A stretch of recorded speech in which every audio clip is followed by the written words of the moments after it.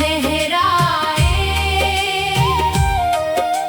जैत खाम चमके भक्त मन झूमे, गावे सतनाम।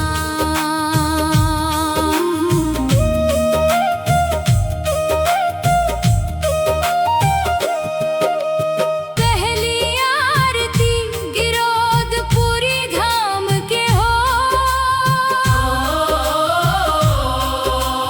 दूसर आरती भंडारपुरी धाम के हो।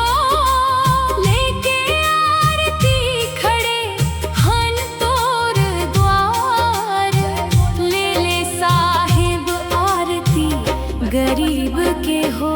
सतनाम सतनाम जय गुरु सतनाम, जगमग गूंजे बाबा के पावन नाम। सफेद झंडा लहराए, जैत खाम चमके भक्त मन झूमे, गावे सतनाम।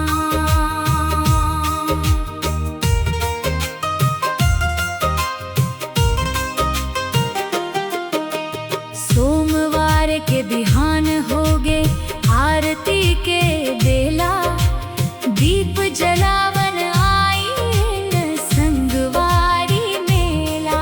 सफेद कपड़ा पहिरे सब भक्त जन आईन, गुरु घासी बाबा के महिमा गावैन। जय सतनाम बोलब मन मंदिरे सजावब, सत्य अहिंसा के ज्योत जलावब। सतनाम सतनाम जय गुरु सतनाम, जगमग गूंजे बाबा के पावन नाम। सफेद झंडा लहराए,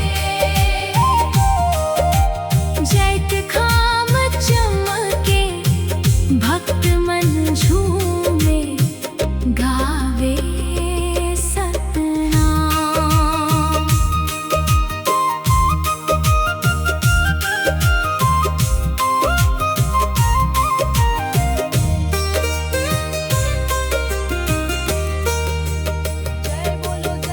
शाम की आरती में दीप जलत है, सतनाम की महिमा मन गावत है। सफेद पोशाक में नाचे पंथी टोली, भक्ति में डूबे दाई औ बहिनी। गुरु बाबा के चरण में शीश झुकावो, सत्य कर्म के रत्ता अपनावो। सतनाम सतनाम जय गुरु सतनाम, जगमग गूंजे बाबा के पावन नाम। सफेद झंडा लहराए, जैत खाम चमके भक्त मन झूमे, गावे सतनाम।